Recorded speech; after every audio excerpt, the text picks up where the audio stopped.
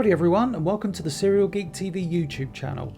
My name is James Eatock, and today I present to you something special. Last year I featured a lengthy 6-part interview with storyboard artist and writer Robert Lamb.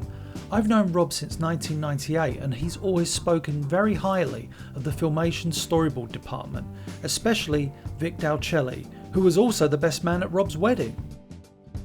Vic Dal Chele has worked in the animation industry from 1981 until, well, today. He's worked at Filmation, Marvel Productions, Geek, Hanna-Barbera, Warner Brothers, Disney, the list goes on. I've known Vic for over a decade now and he's an incredibly humble gentleman. I thought it would be fascinating for fans of this channel and animation in general to hear Vic talk about his time in the industry. This is the 5th part of the interview. Enjoy. As I said, I was surprised to have gotten hired back at Filmation. And I was glad to be back working with a lot of the original He-Man crew, as far as storyboards go, along with a few new faces. There was my very good friend Rob Lamb. Then Bob Ford and Warren Greenwood and Don Manuel, Mike Sosnowski, Michael Swanigan. You know, I have to say, I'm sure I'll be forgetting some people.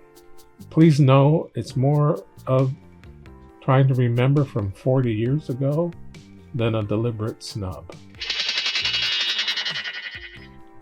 So now I'm back at Filmation working on the 2nd season of He-Man.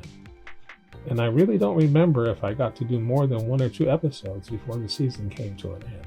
And one thing I do recall is one of the episodes of season 2 that I boarded was put on the shelf because I believe the child psychologist who consulted on the shows for Filmation felt the story was too traumatic for children to see. It was a story about an abandoned city full of orphaned children. I thought I had kept a copy of that board, but I believe it probably was one of the casualties of the storage room flood of 1994. I lost so much material from my early career, my comic book collection, and many, many other things. It's hard to remember exactly the sequence of things back so long ago, but I assume that sometime near the end of the 2nd season of the He-Man series, Tom T was moving on or being promoted to become a director at Filmation. It was then that the board supervisor, Bob Arkwright, came to me with what was to me a shocking request. He was wondering if I could take the job of assistant storyboard supervisor. Well, initially I think the only thing that stopped me from accepting the job was that I felt that my fellow He-Man Season 1 board artists who had actually had more time at Filmation should be considered before myself. Then I remember talking to Michael Swanigan about it. I told him that I felt that he should take the job. I soon found out that nobody really wanted the job, or at least that's the way it seemed. So having been in the supervisory roles in my life before animation, I figured, well, why not? So I accepted and became the new assistant storyboard supervisor. Perhaps that's why I didn't get to do more episodes, because I became busy supervising the boards along with Bob Arkwright. I was storyboard supervising many of the episodes of Filmation's version of the Ghostbusters. And in a side note, I'm one of the few people that can say I worked on every incarnation of Ghostbusters, from Filmation's to the real Ghostbusters to the extreme Ghostbusters. Getting back to Filmation's, looking at the crew, it was quite large. I see Bill Berry, Cullen Blaine, Rachel Brenner, Ron Campbell, Ichi Chen, Umberto. I mean, there was Gary Goldstein, Glenn Hill, Vicki Jensen, Rob Lamb, of course, Don Manuel.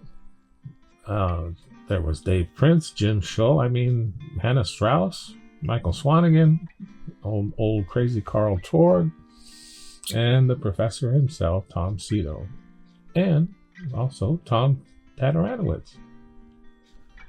I think that's about 22 board artists on staff, not counting Bob and me.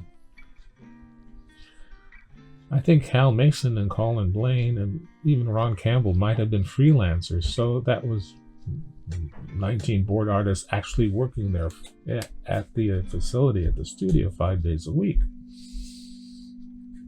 And I think I've mentioned a few of these artists previously, like Bill Berry, Umberto, and Mike Swanigan. There was some really talented and wonderful people. All of them were great to work with.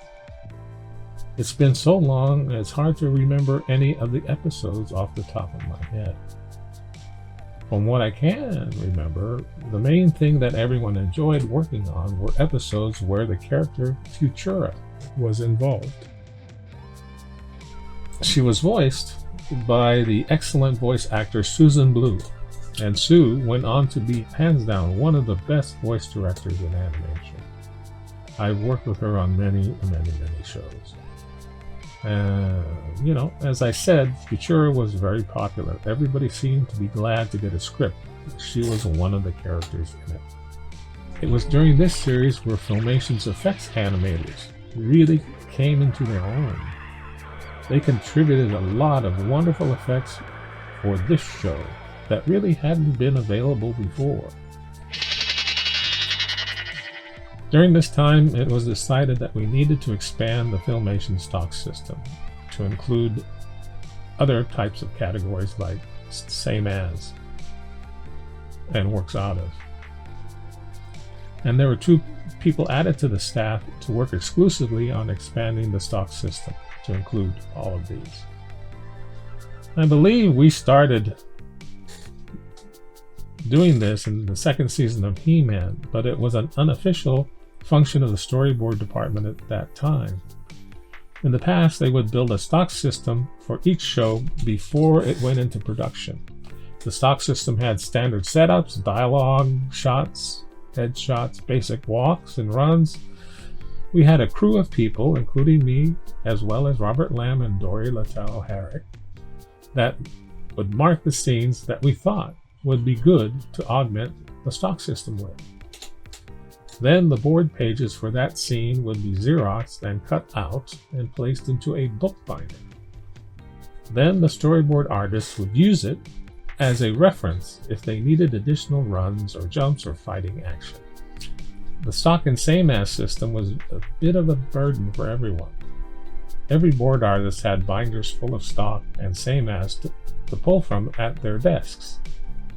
Each one was given a set so they wouldn't have to share with each other, and they would have them handy so they could just reach up, find the actions they needed, and put them into their boards. So boarding for Filmation really was quite complicated. The board artists not only had to consider all the idiosyncrasies that there were in the Filmation storyboard process, but also knowing what limitations were in the Filmation animation process. There are many examples of this, but a few that I remember were limitations in the camera department. For example, if you were panning up from the ground to the sky or something like that, you would have to instruct that the camera would have to be turned 90 degrees clockwise so that they could slide the artwork underneath, because the artwork only slid from left to right. So if you turn the camera this way, so it's looking down this way, you can slide stuff underneath it and it looks like it's going up or down. So that, you locked it in that position, so what was left and right, going left and right, could now be perceived as up and down. Oh, but anyway, I guess, those were some of the limitations.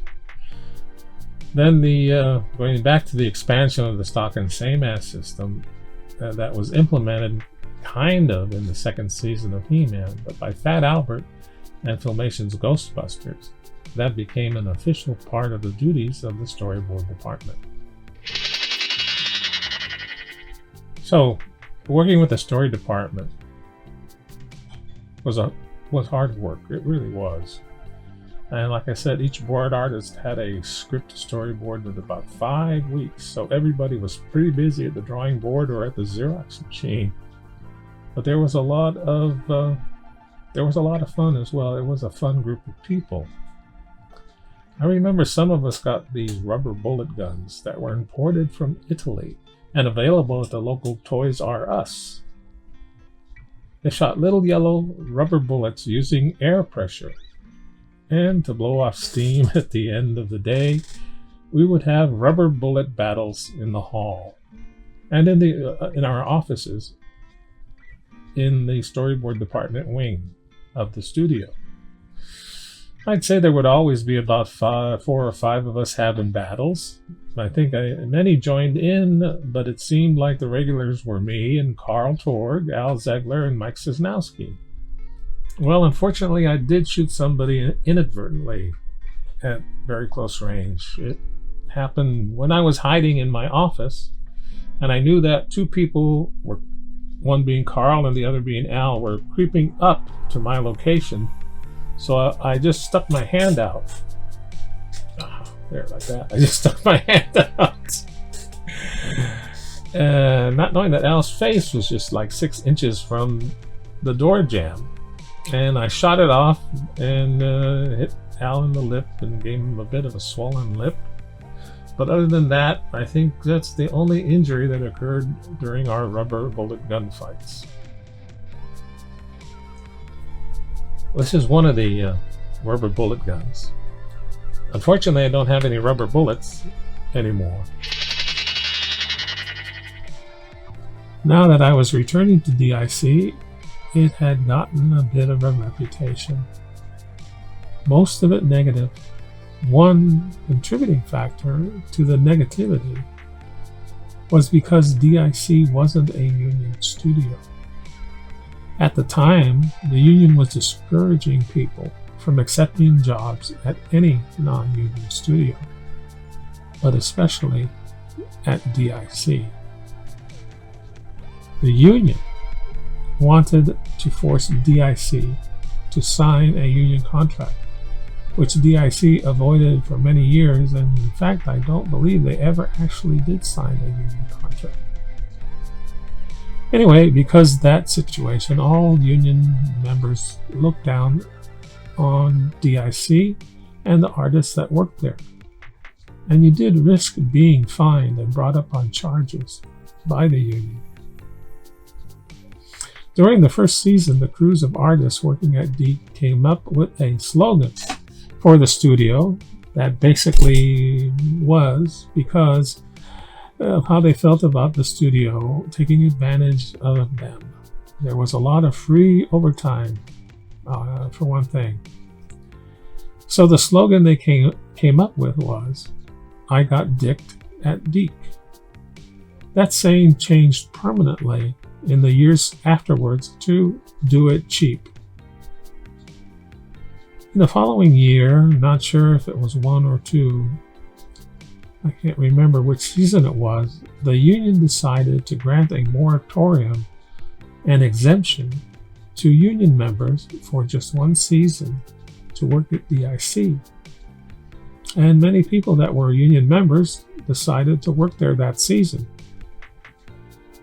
The reason the union did that was to try to get people organized at DIC to sign union cards that they wanted to be represented by the cartoonist union. They gave me the impression that I could accept the job at Geek and then wait for the union rep to contact me surreptitiously to sign a union card and maybe get some other people to sign it as well. To my surprise, a short time later, I was brought up on charges by the union for working at Geek when they had okayed us to be working at Geek. Well, anyway, I had to come to a meeting of the union trustees to answer their questions. And there were several others there that had worked at DIC at that time, waiting to be grilled by the union board. And I was glad I wasn't the only one. They asked why I didn't organize the people there. I was surprised by that, and I replied that I was waiting for the union organizer to contact me, but there was no contact at all. Obviously, they had no one who was the point person to organize people at Geek to sign up for the union. Well, the union board wasn't happy with what, I had to say, but they kind of understood what I was explaining. And in the short run, I was not brought up on formal charges or fined for working at Geek. Then, years later, they modified their policy as to union members working at non-union studios, basically okaying that the union members can work at non-union studios. I think this happened because there had been a downturn in the animation industry that caused a lot of union people to be unemployed. To their credit, the union made the adjustment so that people would not be brought up on charges for working at a non-union studio. The shows I recall that I worked on at that time were, of course, the real Ghostbusters, but there was Cops and Kissifer, The Karate Kid, and the Nightmare series Maxie's World. And Maxie's World was something else. Most of Geek's productions were done in a rush, but Maxie's World was done in a rush times 10, and it became quite a nightmare. I don't think I've got it listed on my resume. But getting back to the first time I went back to Geek, I believe I was there working on the real Ghostbusters series at the Encino location. I was happy to be reunited with some of the people that worked on Kid Video. Kevin Altieri, Richard Reynes, Gabby Payne, an amazing character designer and a fantastic animator. Then there were other board artists like Dan Reba. Dan is someone else who is still working in the animation industry today, and was also one of the original crew of Batman the Animated Series. He's a friendly guy, he's very personable, a wonderful fellow. I also met a lifelong friend and creative partner in Steve Gold. We bonded, and he was the production manager on the Nightmare series Maxie's World. Steve says that he felt his everyday duty on the series was to find a way to make my life a little easier. Getting back to the third season of Ghostbusters at the Encino location, that season had become very, very problematic. The ABC network had reacted very negatively to episodes that were already in production for that third season. The network was going to pull the plug, cancel the series, because of how unhappy they were with what they were seeing. I was brought in as a member of a crew of artists to help save the series, and hopefully have the ABC executives change their minds and allow season 3 to go forward. It really was a pretty harrowing situation, and it was just cross your fingers and do the best you can. Well, we managed to turn it around, and not only did the real Ghostbusters get a third season, but it continued on for many seasons thereafter. It was around this time that I decided to return to Filmation, just as production began on the space western Brave Star. To be continued.